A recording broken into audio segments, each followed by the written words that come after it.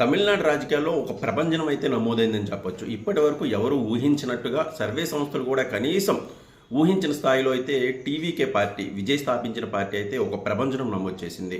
ముఖ్యంగా పల్లె ఓటర్లను తన వైపు తిప్పుకోవడంలో కానీ, యువ ఓటర్లను తన వైపు తిప్పుకోవడంలో కానీ, మహిళలను ఆకర్షించడంలో కానీ విజయ్ 100కి 100% సక్సెస్ అయ్యారని అయితే ఖచ్చితంగా చెప్పొచ్చు.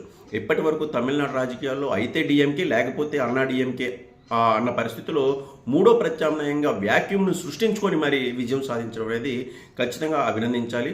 విజయ్ యొక్క పార్టీ యొక్క ఓట్ల శాతం కూడా చాలా ఎక్కువగా, చాలా అధికంగా వచ్చిందని చెప్పొచ్చు. ముఖ్యంగా 35% దాటి ఓట్లను విజయ్ పార్టీ సాధించడం అనేది చాలా గొప్ప విషయం.